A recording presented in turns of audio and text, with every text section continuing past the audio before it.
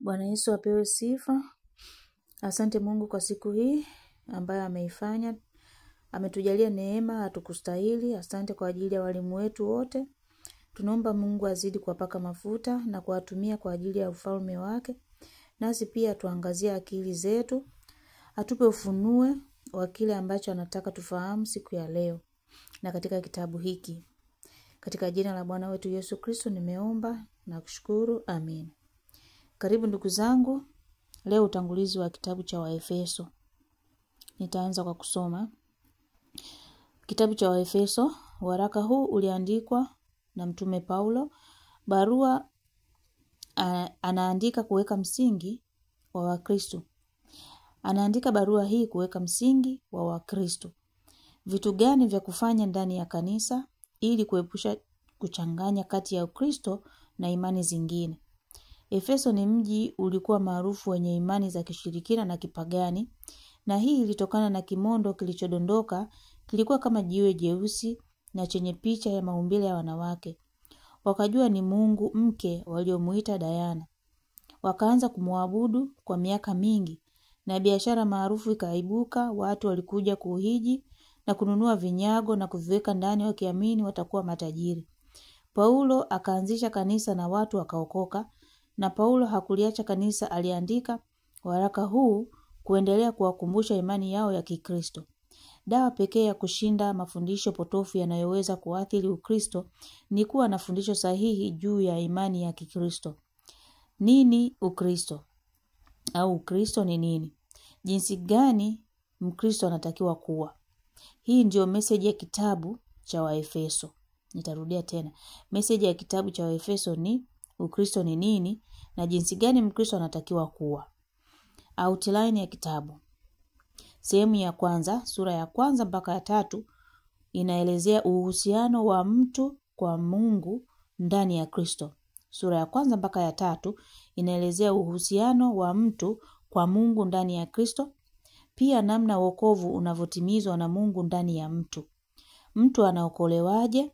Tulivyopata msamaha, tulivyohesabiwa haki si kwa matendo ya sheria, tulivyowekwa huru, namna ya kufanya ibada, kusudi la nguvu ya Mungu kwa mtu.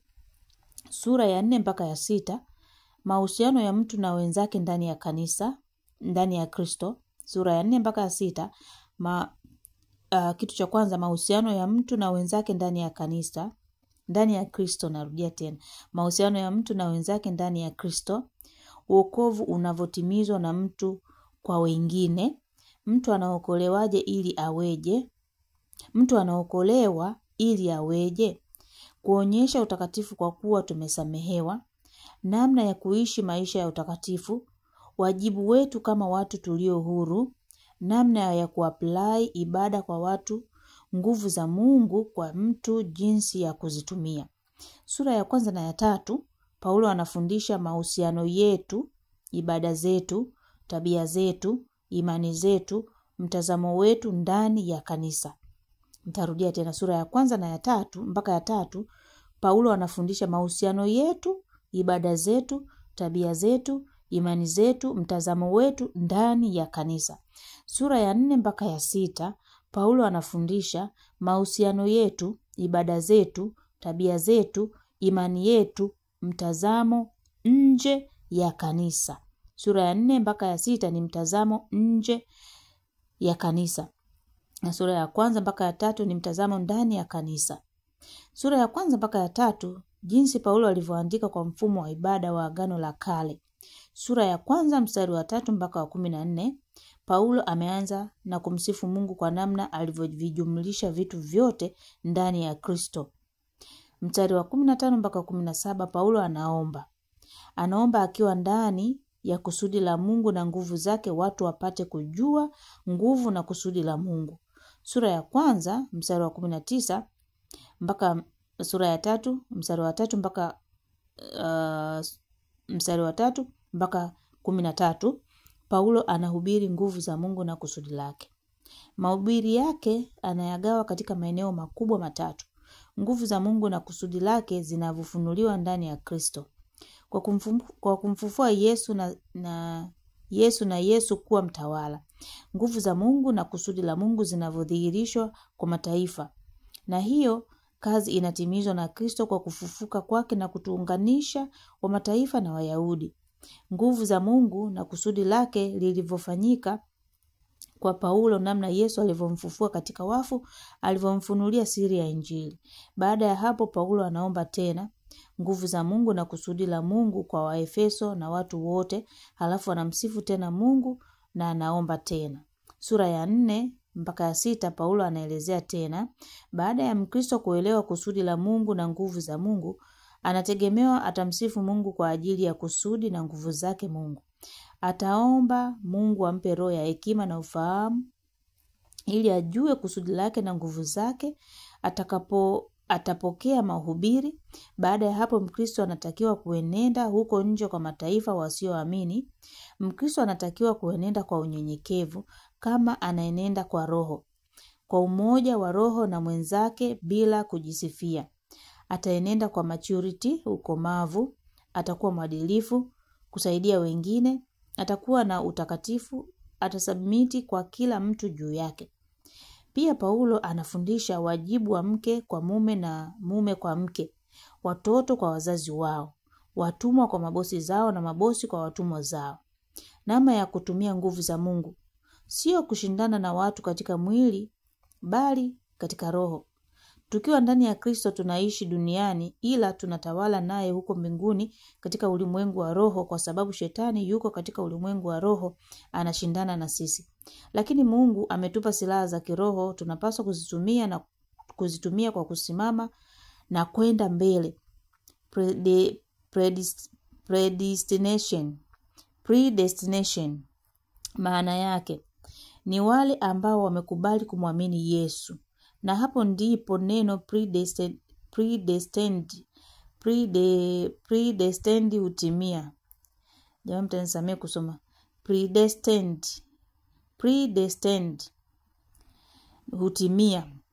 Ukimkataa Yesu basi unakuwa nje ya predestined. Neno gumu. Ukimkataa Yesu unakuwa nje ya